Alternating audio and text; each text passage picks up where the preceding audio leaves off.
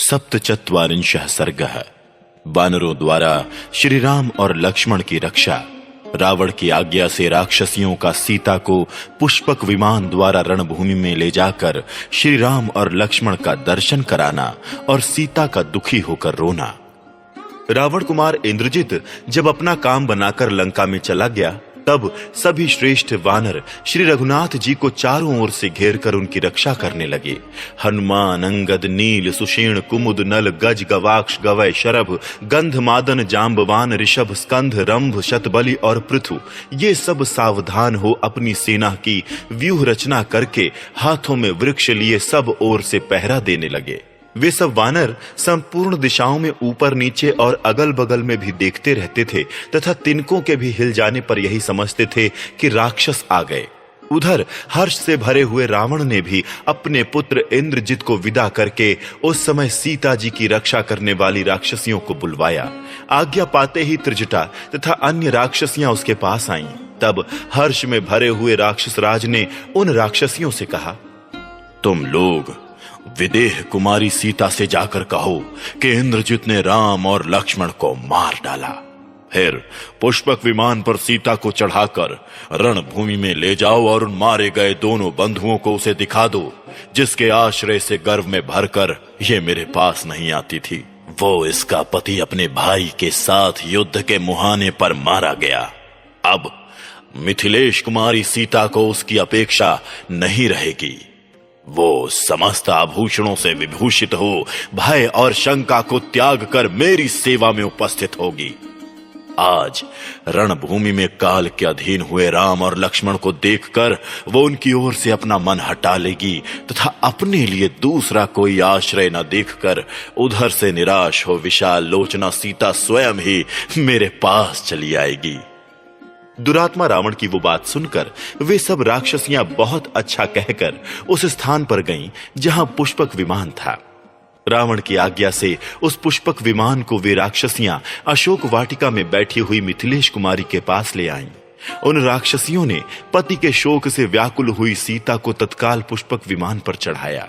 सीता को पुष्पक विमान पर बिठाकर त्रिजटा सहित वे राक्षसियां उन्हें राम लक्ष्मण का दर्शन कराने के लिए चलीं।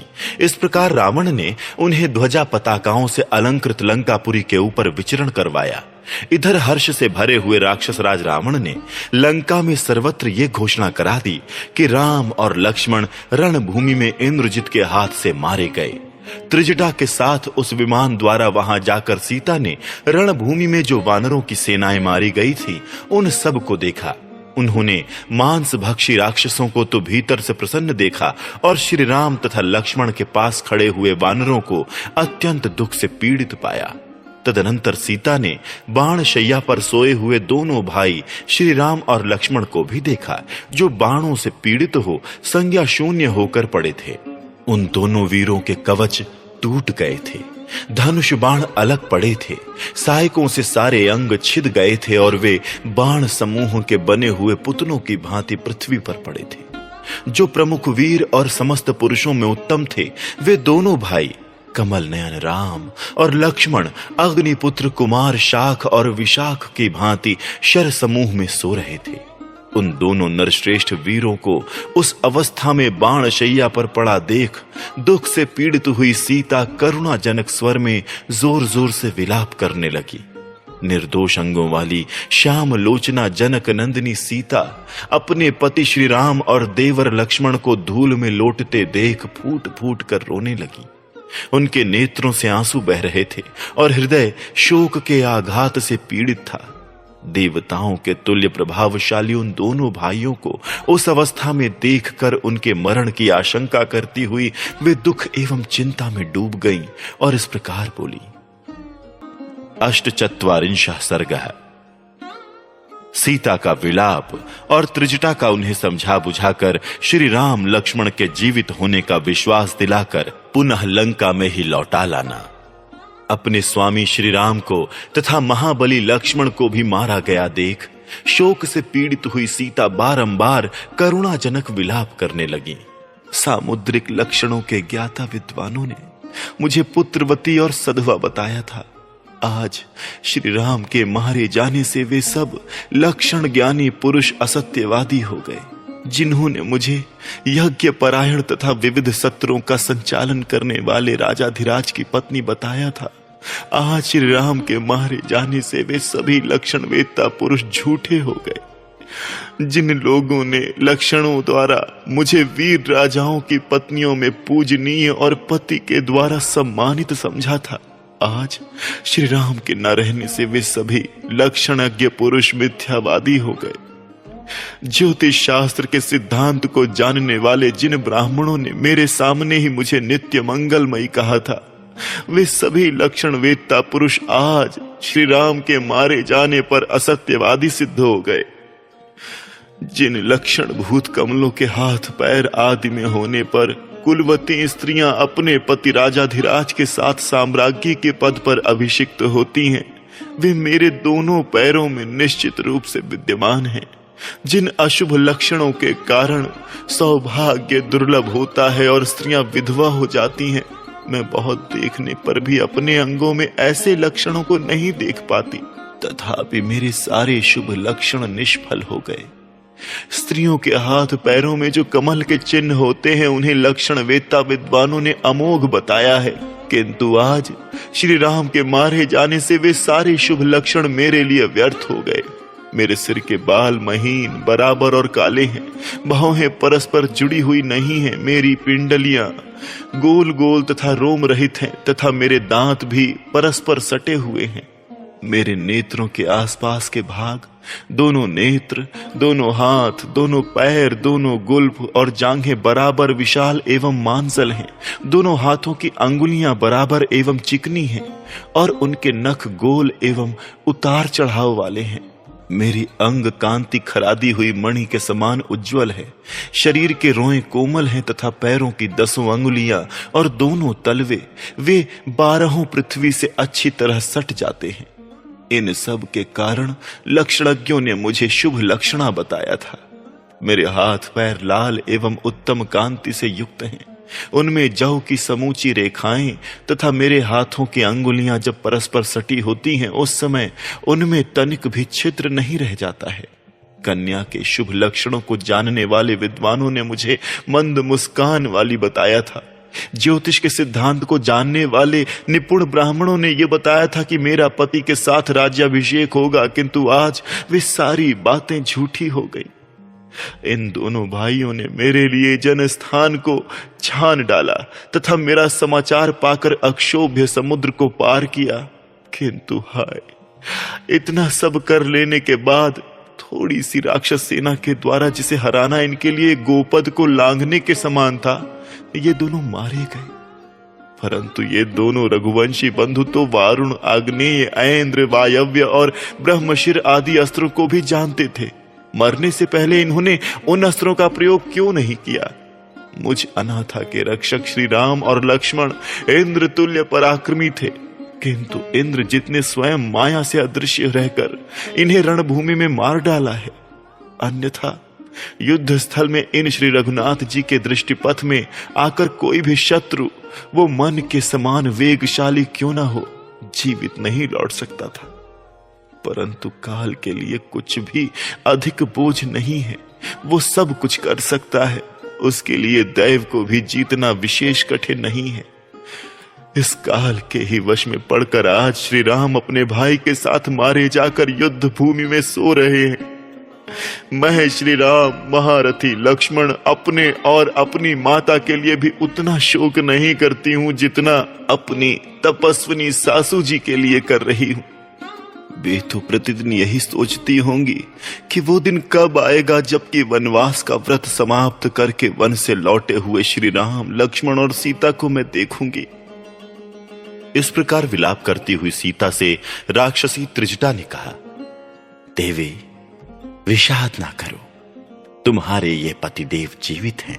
देवी, मैं तुम्हें कई ऐसे महान और उचित कारण बताऊंगी जिनसे यह सूचित होता है कि ये दोनों भाई श्री राम और लक्ष्मण जीवित हैं। युद्ध में स्वामी के मारे जाने पर योद्धाओं के मुंह क्रोध और हर्ष की उत्सुकता से युक्त नहीं रहते। विदेह नंदिनी, ये पुष्पक नामक विमान दिव्य है। यदि इन दोनों के प्राण चले गए होते तो ये तुम्हें धारण ना करता।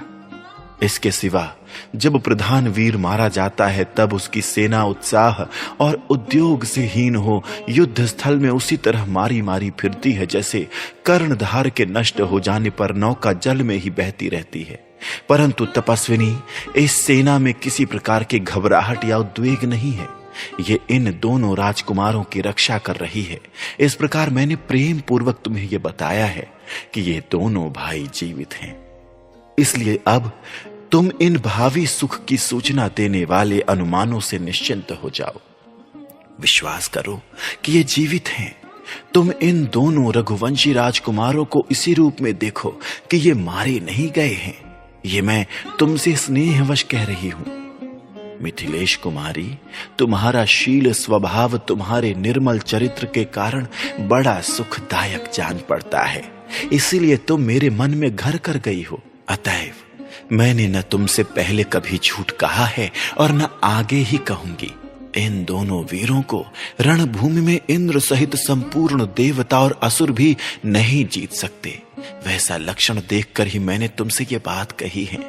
मिथिलेश कुमारी, ये महान आश्चर्य की बात तो देखो। बाणों के लगने से ये अचेत होकर गिर पड़े हैं तो भी लक्ष्मी इनका त्याग नहीं कर रही है। जिनके प्राण निकल जाते हैं अथवा जिनकी आयु समाप्त हो जाती है, उनके मुखों पर यदि दृष्टिपात किया जाए तो प्रायः वहां बड़ी विकृति दिखाई देती है। जनक किशोरी, तुम श्री राम और लक्ष्मण के लिए शोक, दुख और मोह त्याग दो। ये अभी मरे नहीं हैं और ये अब मर नहीं सकते। त्रिजटा की ये बात सुनकर देव कन्या के समान सुंदरी मिथिलेश कुमारी सीता ने हाथ जोड़कर उससे कहा, बहन, ऐसा ही हो। फिर मन के समान वेग वाले पुष्पक विमान को लौटाकर त्रिजटा दुखनी सीता को लंकापुरी में ही ले आई। तत्पश्चात त्रिजटा के साथ विमान से उतरने पर राक्षसियों ने उन्हें पुनः अशोक वाटिका में ही पहुंचा दिया। बहुसंख्यक वृक्ष समूहों से सुशोभित राक्षस राज की उस विहार भूमि में पहुंचकर सीता ने उसे देखा और उन दोनों राजकुमारों का चिंतन करके वे महान शोक में डूब गईं। 49 सर्ग है। श्री राम का सचेत होकर लक्ष्मण के लिए विलाप करना और स्वयं प्राण त्याग का विचार करके वानरों को लौट जाने की आज्ञा देना। दशरथ कुमार श्री राम और लक्ष्मण भयंकर सर्पाकार बाण के बंधन में बंधे हुए से पड़े थे। वे लहूलुहान हो रहे थे और फुफकारते हुए सर्पों के समान सांस ले रहे थे। उन दोनों महात्माओं को चारों ओर से घेर कर सुग्रीव आदि सभी श्रेष्ठ महाबली वानर शोक में डूबे खड़े थे। इसी बीच में पराक्रमी श्री राम नागपाश से बंधे होने पर भी अपने शरीर की दृढ़ता और शक्तिमत्ता के कारण मूर्छा से जाग उठे। उन्होंने देखा कि भाई लक्ष्मण बाणों से अत्यंत घायल होकर खून से लथपथ हुए पड़े हैं और उनका चेहरा बहुत उतर गया है। अतः वे आतुर होकर विलाप करने लगे। हाय, यदि मुझे सीता मिल भी गई तो मैं उन्हें लेकर क्या करूंगा, अथवा इस जीवन को ही रख कर क्या करना है, जबकि आज मैं अपने पराजित हुए भाई को युद्ध स्थल में पड़ा हुआ देख रहा हूं। मर्त्य लोक में ढूंढने पर मुझे सीता जैसी दूसरी स्त्री मिल सकती है, परंतु लक्ष्मण के समान सहायक और युद्ध कुशल भाई नहीं मिल सकता। सुमित्रा के आनंद को बढ़ाने वाले लक्ष्मण यदि जीवित ना रहे तो मैं वानरों के देखते देखते अपने प्राणों का परित्याग कर दूंगा। लक्ष्मण के बिना यदि मैं अयोध्या को लौटूं तो माता कौशल्या और कैकेयी को क्या जवाब दूंगा, तथा अपने पुत्र को देखने के लिए उत्सुक हो बछड़े से बिछुड़ी गाय के समान कांपती हुई और कुर्री की भांति रोती बिलखती माता सुमित्रा से क्या कहूंगा, उन्हें किस तरह धैर्य बंधाऊंगा। मैं यशस्वी भरत और शत्रुघ्न से किस तरह ये कह सकूंगा कि लक्ष्मण मेरे साथ वन को गए थे, किंतु मैं उन्हें वहीं खोकर उनके बिना ही लौट आया हूं। दोनों माताओं सहित सुमित्रा का उपालंभ मैं नहीं सह सकूंगा, अतः यहीं इस देह को त्याग दूंगा। अब मुझ में जीवित रहने का उत्साह नहीं है। मुझ जैसे दुष्कर्मी और अनारी को धिक्कार है, जिसके कारण लक्ष्मण मरे हुए के समान बाण शैया पर सो रहे हैं। लक्ष्मण, जब मैं अत्यंत विषाद में डूब जाता था उस समय तुम ही सदा मुझे आश्वासन देते थे, परंतु आज तुम्हारे प्राण नहीं रहे, इसलिए आज तुम मुझ दुखिया से बात करने में भी असमर्थ हो। भैया, जिस रणभूमि में आज तुमने बहुत से राक्षसों को मार गिराया था, उसी में शूरवीर होकर भी तुम बाणों द्वारा मारे जाकर सो रहे हो। इस बाण शैया पर तुम खून से लथपथ होकर पड़े हो और बाणों से व्याप्त होकर अस्तांचल को जाते हुए सूर्य के समान प्रकाशित हो रहे हो। बाणों से तुम्हारा मर्म स्थल विदीर्ण हो गया, इसीलिए तुम यहां बात भी नहीं कर सकते। यद्यपि तुम बोल नहीं रहे हो, तथापि तुम्हारे नेत्रों की लाली से तुम्हारी मार्मिक पीड़ा सूचित हो रही है। जिस तरह वन की यात्रा करते समय महातेजस्वी लक्ष्मण मेरे पीछे पीछे चले आए थे, उसी प्रकार मैं भी यमलोक में इनका अनुसरण करूंगा। मेरे जो प्रिय बंधुजन थे और सदा मुझ में अनुराग एवं भक्ति भाव रखते थे, वे ही लक्ष्मण आज मुझ अनार्य की दुर्नीतियों के कारण इस अवस्था को पहुंच गए। मुझे ऐसा कोई प्रसंग याद नहीं आता जबकि वीर लक्ष्मण ने अत्यंत कुपित होने पर भी मुझे कभी कोई कठोर या अप्रिय बात सुनाई हो। लक्ष्मण एक ही वेग से 500 बाणों की वर्षा करते थे, इसलिए धनुर्विद्या में कार्तवीर्य अर्जुन से भी बढ़कर थे, जो अपने अस्त्रों द्वारा महात्मा इंद्र के भी अस्त्रों को काट सकते थे। वे ही बहुमूल्य शैया पर सोने योग्य लक्ष्मण आज स्वयं मारे जाकर पृथ्वी पर सो रहे हैं। मैं विभीषण को राक्षसों का राजा ना बना सका, अतः मेरा वो झूठा प्रलाप मुझे सदा जलाता रहेगा, इसमें संशय नहीं है। वानर राज सुग्रीव, तुम इसी मुहूर्त में यहां से लौट जाओ, क्योंकि मेरे बिना तुम्हें असहाय समझकर रावण तुम्हारा तिरस्कार करेगा। मित्र सुग्रीव, सेना और सामग्रियों सहित अंगद को आगे करके नल और नील के साथ तुम समुद्र के पार चले जाओ। मैं लंगूरों के स्वामी गवाक्ष तथा ऋक्षराज जाम्बवान से भी बहुत संतुष्ट हूं। तुम सब लोगों ने युद्ध में वो महान पुरुषार्थ कर दिखाया है जो दूसरों के लिए अत्यंत दुष्कर था। अंगद, मैंद और द्विविद ने भी महान पराक्रम प्रकट किया है। केसरी और संपाति ने भी समरांगण में घोर युद्ध किया है। गवय, गवाक्ष, शरभ, गज तथा अन्य वानरों ने भी मेरे लिए प्राणों का मोह छोड़कर संग्राम किया है। किंतु सुग्रीव, मनुष्यों के लिए दैव के विधान को लांघना असंभव है। मेरे परम मित्र अथवा उत्तम सुहृद के नाते तुम जैसे धर्म भीरु पुरुष के द्वारा जो कुछ किया जा सकता था वो सब तुमने किया है। वानर शिरोमणियों, तुम सबने मिलकर मित्र के इस कार्य को संपन्न किया है। अब मैं आज्ञा देता हूं, तुम सब जहां इच्छा हो वहां चले जाओ। भगवान श्री राम का यह विलाप भूरी आंखों वाले जिन जिन वानरों ने सुना, वे सब अपने नेत्रों से आंसू बहाने लगे। तदनंतर समस्त सेनाओं को स्थिरता पूर्वक स्थापित करके विभीषण हाथ में गदा लिए तुरंत उस स्थान पर लौट आए जहां श्री रामचंद्र जी विद्यमान थे। काले कोयलों की राशि के समान कृष्ण कांति वाले विभीषण को शीघ्रता पूर्वक आते देख सब वानर उन्हें रावण पुत्र इंद्रजित समझकर इधर उधर भागने लगे। इस प्रकार श्री वाल्मीकि निर्मित आर्ष रामायण आदि काव्य के युद्ध कांड में 49वां सर्ग पूरा हुआ।